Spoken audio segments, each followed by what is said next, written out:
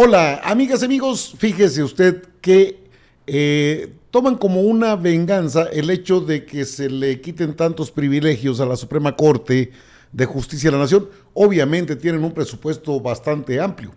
Dicen que esto sería una venganza. No, es una atribución que tiene la Cámara de Diputados para quitarles algo así como 72 millones de pesos, que es lo que gasta el Poder Judicial y que tendría que ser sometida a una revisión necesaria. Hoy el presidente de la República también habló del tema, pedirá una explicación a los ministros y ministras a ver cómo es que violan la Constitución de manera impune y se dedican a politiquerías, porque eso es lo que ha hecho la Suprema Corte de Justicia de la Nación desde la llegada de Norma Piña a ese máximo tribunal del país, conocido ahora como la Suprema Corte de Injusticias de la Nación.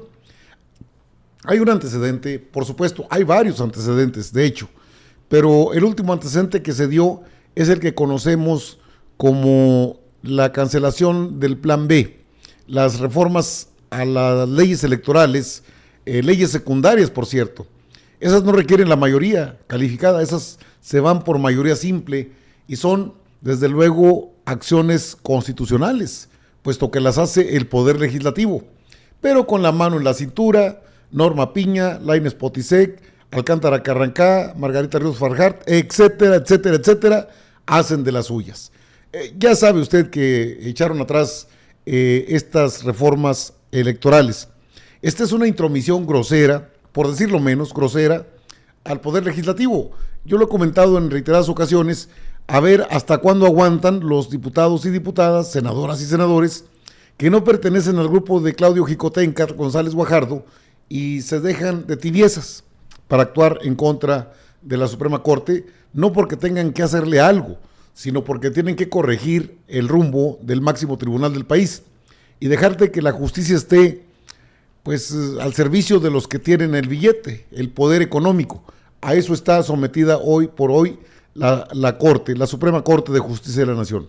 En esta nota, en la información que se genera a través de la Cámara de Diputados, dicen que es una venganza, que Morena listaría la venganza con el presupuesto tras el revés de la Suprema Corte de Justicia de la Nación al Plan B.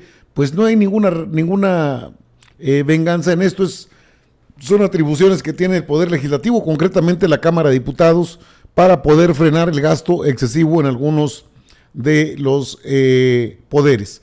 En el caso del poder Judicial, esto ya es un escándalo.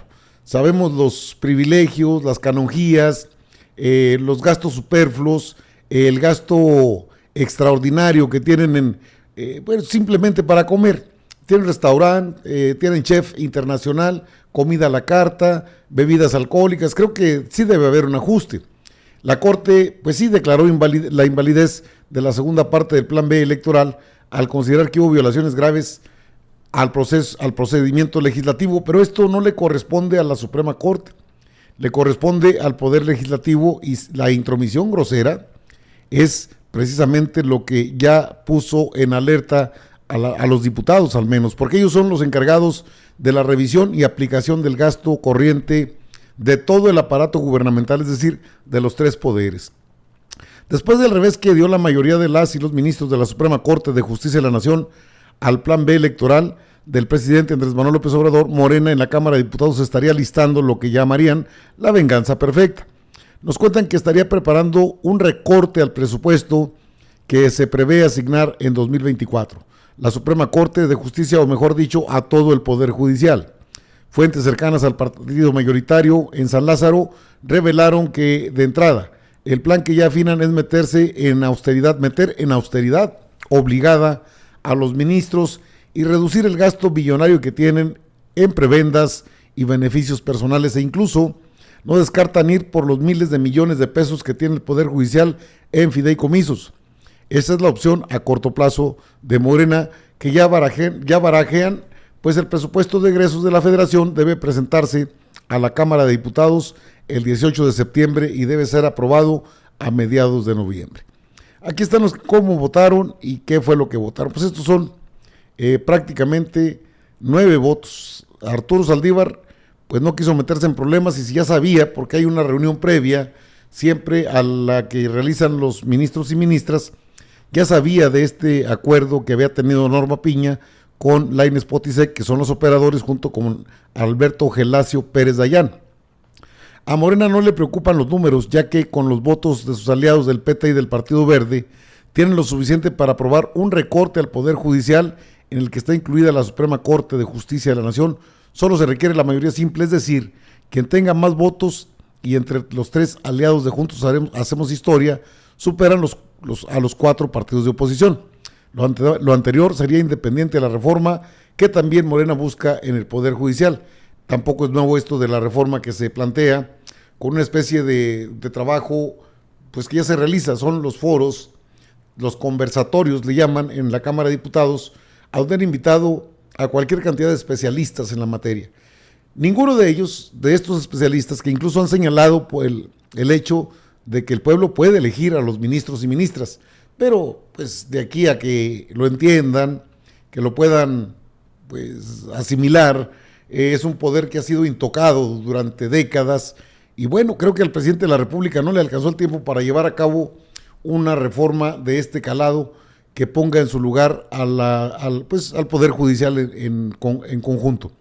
Recordemos que también existe una iniciativa de ley en la Cámara de Senadores para quitarle las facultades en este caso a la ministra presidenta de la Suprema Corte, para que deje a un lado lo que es el Consejo de la Judicatura Federal.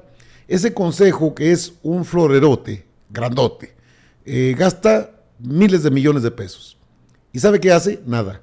Porque ellos serían los responsables de estar revisando sentencias, revisando el actuar de los jueces. Fuera de la jueza veracruzana esta que han defendido con mucho ahínco, no hay ningún antecedente de sanciones que se deben aplicar a juezas y jueces federales, incluso a ministras y ministros. El único caso que tenemos de prueba, porque hay muchos, pero el último que tenemos fue el de Eduardo Medina Mora, que se fue por la puerta de atrás. Recordemos que la Unidad de Inteligencia Financiera en aquel entonces, pues sí le encontró una cantidad extraordinaria de recursos que le llegaban en euros, en dólares y en otras monedas extranjeras, y también en pesos mexicanos, y prefirió salir por la puerta de atrás y presentar su renuncia. Creo que hace falta las renuncias de todos, no solamente la de Eduardo Medina Mora. En ese sentido, el presidente de la República también habló el día de hoy en torno a lo que sería su propuesta para pedirles una explicación que no la tienen. O sea, la lógica es, no la tenemos porque somos los que mandamos. Esa es la lógica de ellos. Pero entre poderes, que debiera haber una coordinación y no una disputa por el poder, no hay esa colaboración, y por parte de los ministros y ministras tampoco hay la menor intención de quitarse tantos gastos, 40 privilegios, aparte de un fondo multimillonario, creo que 20,000 millones de pesos, si no es que un poco más. Aparte de las camionetotas blindadas que traen y que renuevan cada 2 años, cuando quieren quedárselas, pues nada más avisan. Me voy a quedar con esta Suburban de 2 años atrás, que está blindada, que traen guaruras, no sé para qué traen guaruras, no toman decisiones fuertes. Pues vamos, ni modo que los vaya a buscar la gente de Cabeza de Vaca, pues lo dejaron libre, ni modo que los vaya a buscar Chayo Robles, está libre, es más, creo que hasta es aspirante a la presidencia de la República. Hoy el presidente de la República en su conferencia de prensa matutina dijo esto. Yo voy, les informo, a presentar a través de la Secretaría de Gobernación, que tiene las facultades, un escrito dirigido a la Suprema Corte de Justicia para que me respondan en el término establecido por este ordenamiento por qué ellos violan la Constitución, en especial por qué violan el artículo 127 de la Constitución, que establece que nadie debe ganar más que el presidente de la República, y ellos ganan 4 o 5 veces más que lo que yo gano. Bueno, creo que no tiene gran problema en conocer el motivo.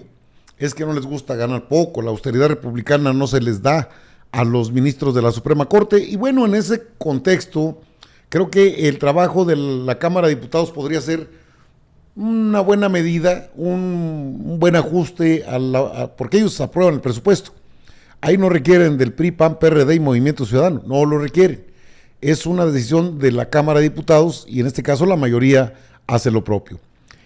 Ahí es donde va a estar el atorón, ahí. Por otra parte, bueno, una vez que arranque el sexto año de gobierno del presidente de la República, también podría, dicen que es el decretazo, le explico. No es un decreto, los jubilan a todos, vámonos, se jubilan. Al fin y al cabo, de todas maneras, siguen cobrando.